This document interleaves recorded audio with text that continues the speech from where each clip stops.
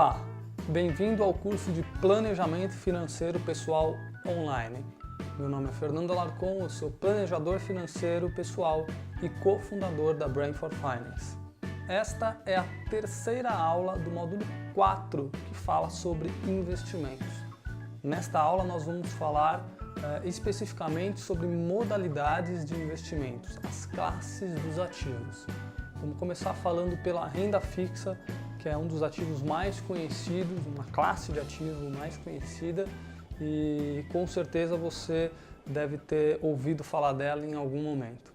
A renda fixa é um tipo de investimento onde você sabe antes de começar o jogo quais serão as regras do jogo. É isso que define a renda fixa, né?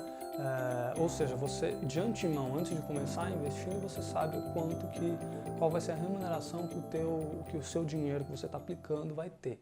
Tá? Você pode, por exemplo, emprestar dinheiro para alguém e obter um retorno pactuado entre você e o seu devedor. Você é o credor e a pessoa que está recebendo o seu dinheiro emprestado é teu devedor. Quando o documento em que você fixa essas regras, por exemplo, por quantidade de tempo que você vai manter o dinheiro aplicado, qual o valor que você vai manter o dinheiro aplicado, a taxa de juros e a forma que você vai remunerar o seu dinheiro, o nome de tudo isso, ou seja, o documento que fixa essas regras se chama título. Então toda vez que você ouvir falar de nome de título, de papel de renda fixa, é onde está pactuado todas essas regras. Quando que vai vencer o título, ou seja, por quanto tempo ele dura, taxa de juros, enfim, as condições do papel, as condições deste investimento, dá-se o nome disso de título. Existem dois tipos de títulos. Existem os títulos públicos, que eles são emitidos pelo governo federal, quando, como eu comentei, o governo federal pede dinheiro emprestado para a sociedade para financiar suas atividades. Existem os títulos privados, que são quando as empresas e pessoas jurídicas pedem dinheiro emprestado para a mesma sociedade para financiar suas atividades. A diferença de um e de outro é que o título público é do governo federal, o título privado são de empresas. Bom, e por que existem títulos públicos e títulos privados? Eu vou tentar dar uma resposta simples para isso. Tanto o governo quanto as empresas, às vezes não têm condições, com as suas próprias receitas e o seu próprio dinheiro, de financiar todas as suas atividades. O governo federal, às vezes, precisa pagar servidores, precisa pagar as contas dele mesmo e fazer investimentos no país, investimentos, por exemplo, em educação, investimentos em saúde, investimentos em segurança, em todas as áreas que o governo atua. Às vezes o governo não consegue fechar essa conta. Como que ele faz para fechar essa conta? Ele toma dinheiro emprestado de alguém, tá? Ele toma dinheiro emprestado da sociedade. Para isso ele lança a mão de um título. O título diz o seguinte: me empresta dinheiro que eu te pago uma determinada remuneração. É isso. No caso das empresas, que são os títulos privados, é exatamente o mesmo critério. Olha, não tenho dinheiro para fazer tudo que eu preciso, tudo que eu quero, em tudo que eu quero investir no meu negócio aqui. Eu sou uma empresa, quero investir no meu negócio, e eu não tenho dinheiro ou eu não quero usar o meu dinheiro para fazer isso. Eu vou usar o seu dinheiro aí da sociedade, dos investidores que acreditam que eu possa conseguir fazer os investimentos e dar um retorno. Como que eu faço isso? Eu lanço um título privado no mercado e eu tomo dinheiro emprestado da sociedade para financiar as minhas atividades. Vou complicar um pouco mais e trazer as formas com que você pode remunerar o seu dinheiro quando você faz aplicações em renda fixa, né? A primeira delas, todas elas são bastante simples de entender, mas a primeira delas é ainda mais simples. Você pactua desde o início da entrada da sua aplicação que uma taxa de juros vai incidir sobre o título e você vai obter aquela remuneração e acabou. Vai ser sempre aquela taxa até o final do período.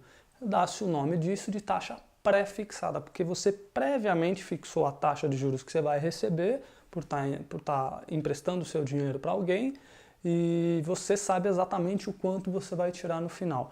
Por exemplo, você faz uma aplicação num título público ou em um CDB de um banco que pague, por exemplo, remunere você a 10% ao ano. Se você ficar um ano lá dentro daquele título, você vai receber exatamente 10% em cima do valor que você emprestou. Se você ficar 2 anos, você vai receber 10% no primeiro ano, mais 10% no segundo ano sobre o valor que vai incidindo. É importante dizer que no Brasil os juros são compostos, ou seja, juros em cima de juros. Então o efeito deles no longo prazo é bastante interessante. Uma outra forma que remunera o seu dinheiro é quando você atrela a sua remuneração a algum índice. Ficou esquisito? Vamos simplificar. Os títulos pós-fixados são aqueles que vão sendo remunerados a taxas que vão variando de acordo com o tempo. Por exemplo, quando a gente diz que um título está atrelado à Selic ou está atrelado ao CDI, a gente está dizendo que aquele título vai variar de acordo com se a Selic subir ou se a Selic descer, ele vai variar junto com isso. Por isso, esses títulos são considerados até mais conservadores do que, por exemplo, títulos pré-fixados. Por que é mais conservador um título que varia ao longo do tempo do que um título que eu sei exatamente quanto eu vou tirar daqui a um ano, por exemplo? Porque é o seguinte, a taxa de juros ela vai variar realmente. Mas imagina o seguinte, um título pré-fixado que te remunere a 10% ao ano. Olha, se a taxa de juros hoje está a 10% ao ano, também você fala, pô, legal, tá todo mundo igual. Se a taxa de juros cair e você está atrelado à taxa de juros, ela vai para 8%, pô, bacana. Todo mundo que está atrelado à Selic está ganhando 8%, enquanto você, bonitão, que atrelou a 10%, está ganhando mais que todo mundo. Agora, se acontece ao contrário, se a taxa de juros sobe, todo mundo ganha 12% e você ficou lá nos 10%. Então a taxa pré-fixada ela não é mais conservadora porque ela fica parada, enquanto a variação da Selic e do CDI, que está muito próximo da Selic, ao longo do tempo faz com que todos os investidores estejam sendo remunerados dentro da mesma taxa. Então os títulos pós-fixados são considerados mais conservadores do que os títulos pré-fixados. Toda vez que você for fazer um investimento bastante conservador, procure aqueles que são então pós-fixados, atrelados ao CDI ou atrelados à Selic. Existe ainda uma terceira categoria, que aí eu vou chamar ela de híbrida, isso é nome eu que estou dando, esse não é o nome que o mercado dá, que ela mistura um pouco dos dois. Ela tem um pedaço dela que é pós-fixado, ou seja, que varia ao longo do tempo, e tem um pedaço que é pré-fixado, que não varia. E por isso que eu chamo ele de títulos híbridos. São, por exemplo, aqueles títulos que estão atrelados ao IPCA. Quem é o IPCA? A inflação. Então ele tem um título público muito conhecido, são os títulos IPCA+. Por que títulos IPCA+? Eles remuneram em um ano, é sempre em um ano, tá? A inflação do período, ou seja, o IPCA, mais uma taxa de juros. Ora, a inflação, ao longo do tempo, ela vai variando, então ele é o pedacinho pós-fixado do título. E a taxa de juros acima da inflação, IPCA mais, por exemplo, 5%, é a parte pré-fixada do título. Então ele tem dois pedaços. Esses títulos atrelados à inflação, eles são bastante recomendados para quem está pensando mais no longo prazo, porque eles variam mais, inclusive em termos de risco, eles têm um pouco mais de volatilidade. Esse tipo de título ele justamente vai pagar a inflação, ou seja, ele vai remunerar o que teve de inflação, o que a inflação corroeu o teu dinheiro, ele vai te recompor e ele ainda vai pagar mais um pedacinho, mais um pouquinho para você. Então ele está garantindo que você tenha rentabilidade real. Então são três tipos, os títulos pré-fixados, os títulos pós-fixados e os títulos atrelados, por exemplo, à inflação. Para concluir a renda fixa, então a gente aprendeu que quando a gente investe em renda fixa, a gente sabe de antemão qual que é a regra do jogo, ou seja, qual vai ser o retorno que eu vou ter aplicando o meu dinheiro naquele determinado título. E existem vários tipos de títulos, eles podem estar atrelados a maneiras de investir diferente. Por exemplo, um título que pague 10% ao ano, e ele sempre vai pagar 10% ao ano, eu sei que ele é um título pré-fixado, porque eu de antemão sei que ele paga sempre 10% ao ano. Não importa se todo mundo está ganhando 12, 20 ou 8, eu vou receber 10. Legal. Os títulos pós-fixados, geralmente atrelados ao CDI ou à Selic, eles vão variar de acordo com o tempo. Então, por exemplo, um título que pague 100% do CDI é um título que vai pagar 100% do que o CDI variou no período. Portanto, eu estou variando junto com todo mundo do mercado financeiro. Bacana, entendi isso daí também. E há os títulos híbridos, que eles têm uma composição dos dois tipos. Por exemplo, os títulos atrelados à inflação. Eles vão remunerar em um ano a inflação do período mais uma determinada taxa de juros. A inflação ela vai variando e a taxa de juros é pré-fixada. Legal, entendi tudo isso, são vários formatos diferentes dentro da mesma renda fixa. E olha que você achava que a renda fixa era uma coisa super simples. Ela é simples sim, mas tem coisas a mais para você aprender sempre. Mas Fernando, e aí? Beleza, entendi. E o que eu faço? Eu invisto só em pré-fixado, só em pós, só em IPCA, mais alguma coisa, nos híbridos? O que eu faço? O legal é que uma carteira de investimentos que esteja realmente diversificada vai precisar ter um pouquinho de cada um. Tudo bem? As carteiras super conservadoras, elas geralmente elas são só pós-fixadas. Aquelas que agregam um pouquinho de risco e diversificam um pouco mais, tem um pedacinho pré-fixado, tem um pedacinho atrelado à inflação. Depois a gente vai ver um pouquinho mais para frente nas próximas aulas como que isso funciona em um portfólio de investimentos. Uma outra classe de ativos que existe é a de renda variável. A principal diferença, e é uma grande diferença dela para a renda fixa, é que você não sabe o quanto que você vai ganhar durante o período. Ele se chama renda variável justamente por causa disso. O caso clássico desse tipo de mercado, de renda variável, que é o mercado de bolsa de valores, é o mercado onde existem oscilações de preços, opções, derivativos, mercados futuros. Tudo isso é renda variável, porque você não sabe quanto que você vai ganhar. Você, por exemplo, compra ações de Petrobras a R$20 e você espera que ela chegue, por exemplo, a 25 para você vender e ganhar R$5 por preço de ação. Mas você não tem a certeza que a Petrobras vai chegar a R$25. Pode ser que no meio do caminho o preço do barril do petróleo caia muito, e como a Petrobras é sensível ao preço do barril do petróleo, o preço da ação de 20 chega para 18. Você fala, pô, esperava que fosse a 25, foi para 18, perdi dinheiro. Ele é renda variável justamente por causa disso. Você não tem a certeza, não está fixado em algum lugar que você vai ganhar determinada remuneração. Essa é a grande diferença da renda fixa. A renda fixa está fixado num determinado lugar que você vai ganhar esta determinada remuneração aqui. Isso significa que a renda fixa ela tem menos risco do que a renda variável? Em termos de oscilação de preço, dependendo da aplicação, sim. Dependendo da aplicação, não. Tá? Não é super simples, o objetivo deste curso não é explicar de maneira específica o funcionamento de todos esses mercados, mas a renda variável você incorre num risco maior de oscilação de preço, sim, de acordo com o tempo, mas isso não significa que na renda fixa você não tenha nenhum tipo de risco. Lembre-se, sempre que você investe, existe algum tipo de risco atrelado aos teus investimentos. Não existe investimento sem risco. Se alguém te falar, eu investi num negócio, não tem risco nenhum, quando a esmola é demais, o santo desconfia. Não existe isso. Investir o dinheiro, de qualquer forma, tem um risco envolvido na tua operação do dinheiro. Então, o que os investidores de renda variável gostam muito é de ter ganho de capital, ou seja, essa apreciação de 20 para 25, ganhei R$5 por ação, estou feliz pra caramba, botei o dinheiro no bolso, vamos para a próxima. Algo importante, a gente vai falar sobre diversificação aqui, mas eu vou adiantando. Correr risco tem que valer a pena, porque se não vale a pena, você fica onde você corre menos risco e garante uma determinada rentabilidade. Esse é um dos principais ensinamentos, acho que um dos mais importantes para quem acha que tem que ser super conservador ou para quem acha que tem que ser super agressivo para ganhar dinheiro no mercado financeiro. Uma carteira de investimentos equilibrada para quem está fazendo planejamento financeiro tem que ter um pouco de tudo. Bom, já que eu falei de riscos, vou explicar um pouco aqui dos tipos de riscos que você incorre ao fazer os seus investimentos.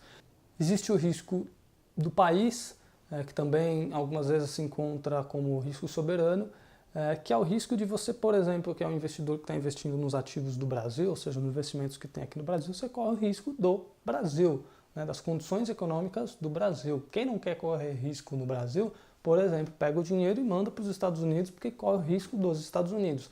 Cada economia tem um risco, eles são diferentes e você sempre vai estar sujeito, o seu dinheiro sempre vai estar sujeito ao risco da economia em que ele estiver sendo investido.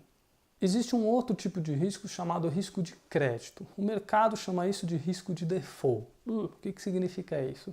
Quando a gente tem lá, por exemplo, um título de renda fixa de uma empresa, por exemplo, e a empresa diz para você o seguinte, olha, meu amigo, se você me emprestar dinheiro, eu te pago tal remuneração aqui, 10% ao ano ou, por exemplo, 100% do CDI se você me emprestar o seu dinheiro. Você fala, pô, legal, eu acho que essa taxa de juros está bacana comparada com o resto aqui, vou investir aí no título dessa empresa. Um dos riscos que você corre, dentre outros, é o risco de crédito desta empresa, a capacidade dessa empresa ter de honrar com você, que é um credor dela, né? Ela passou a dever dinheiro para você. Se ela não conseguir pagar para você, o mercado financeiro chama isso de default. Ela deu calote em todo mundo, você não ganhou o seu dinheiro de volta. Então existe um risco, e esse é um risco muito importante para quem investe dinheiro fora dos títulos públicos, né? Risco de crédito. Os títulos públicos têm o menor risco de crédito do mercado, títulos públicos brasileiros, né? Se a gente está falando de Brasil, e as empresas e todas as outras empresas têm um risco de crédito maior do que o Tesouro Nacional. Existe também um outro risco chamado risco de mercado. Qual que é o risco de mercado? Esse é um dos riscos mais conhecidos, que é o risco da variação dos preços. Como a gente tinha falado, por exemplo, o cara compra ações de Petrobras a R$20 e quer que ela chegue a 25 para ele tirar R$5 de lucro de cada ação. E aí o negócio variou, desandou e foi para 18. Qual o risco que ele incorreu? Um dos riscos que ele incorreu foi o risco do mercado. O mercado achou que Petrobras não valia 25, meu amigo. O mercado acha que Petrobras vale 18. Então você está incorrendo no risco da oscilação do preço deste papel. Isso se chama risco de mercado. Isso também existe para renda fixa. Os papéis de renda fixa, qualquer título, qualquer investimento tem uma precificação. O mercado, é uma forma de dar preço às coisas. Tudo no mercado financeiro tem preço. Então, qualquer título, qualquer ação vai ter preço. Tudo é precificável no mercado financeiro. Tudo a gente converte em dinheiro. Para converter em dinheiro você precisa dar um nome, precisa dar preço. E existe o risco desse preço valer mais ou menos do que o mercado acredita que aquilo valha de fato. Então isso é o risco de mercado, da oscilação que o mercado entende que aquele ativo tem de preço. Acho que assim é uma maneira fácil de se entender. Existe um outro risco chamado risco de liquidez. Esse é um risco mais simples de entender, que é o risco de você não conseguir transformar a sua aplicação financeira em dinheiro, né? Ou seja, você não tem liquidez. O que significa liquidez? Converter a sua aplicação financeira em dinheiro rapidamente de volta para você. É um risco de liquidez que investidores de imóveis têm, é o risco de não conseguir transformar o dinheiro de um imóvel em dinheiro financeiro rapidamente de novo. Por isso que quem investe em imóveis fala, pô, investimento de imóvel não tem risco, Fernando. Tem sim, tem risco de liquidez, tem risco de mercado e tem risco operacional que eu vou explicar agora. Risco de mercado da oscilação do preço do imóvel na economia. Se a economia está desandando, ninguém consegue comprar imóvel. Aí o preço cai. A economia está bombando, o preço subiu. A gente teve um boom imobiliário há pouco tempo atrás e agora está tendo uma reorganização dos preços dos imóveis. Existe também o risco operacional, que é o risco de algum erro acontecer na hora de fazer uma determinada operação e ela não sair do jeito que foi previsto que fosse. Existe um caso que aconteceu há um tempo atrás no mercado financeiro, em que um operador de mesa lá nos Estados Unidos apertou um botão e começou a vender ações de uma determinada empresa. Ele começou a jogar muitos papéis dessa empresa no mercado. O que aconteceu? Como tinha muita oferta, o preço da ação começou a cair. E não tinha um porquê do preço daquela determinada ação começar a cair, se os fundamentos da empresa estavam ok. O mercado não começou a não entender. E o mercado ele é um pouco, digamos, medroso, ele é bastante emocional. Como aquele papel começou a cair, todo mundo começou a vender os próprios papéis. E aí a bolsa começou a cair muito rápido. Inclusive, ela começou a cair de uma maneira tão rápida que deu circuit break na bolsa dos Estados Unidos. Circuit break é quando o mercado para falar, olha, caiu demais, não pode cair mais do que isso, tem que parar. E como a bolsa americana ela é muito importante, ela influenciou todas as bolsas do mundo que começaram a cair imediatamente. Bolsa no Brasil, bolsa em tudo quanto é lugar começou a cair. E por quê? Ninguém estava entendendo o que estava acontecendo. Foi um erro operacional. Uma pessoa apertou um botão errado e aconteceu esse erro. Isso influenciou o mercado financeiro no mundo inteiro. Teve gente que perdeu dinheiro por causa disso. Acontece?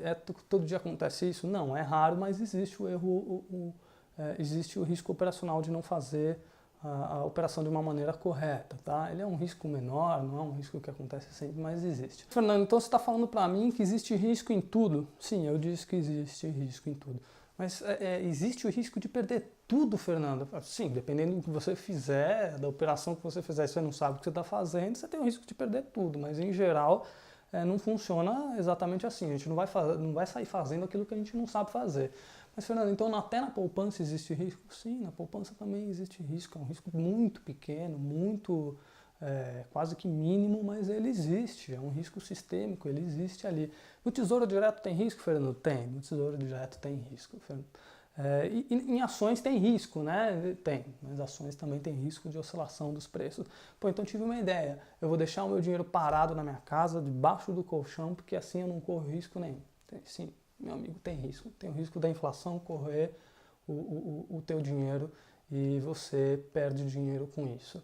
Então, você sempre, viver é correr riscos, não tem jeito. Você investir traz riscos. Deixar o dinheiro parado na conta é o risco do dinheiro estar sendo comido pela inflação sem obter nenhuma rentabilidade. Põe que seja esse dinheiro na poupança, não deixa o dinheiro parado na conta. Não tem uma maneira fácil de não correr riscos, sempre vai ter. Escolha os melhores riscos que você quer correr, procure a ajuda de um profissional que te explique os riscos envolvidos em qualquer operação financeira e faça investimentos de uma maneira consciente. Para fazer isso, precisa de conhecimento, precisa de ajuda de alguém.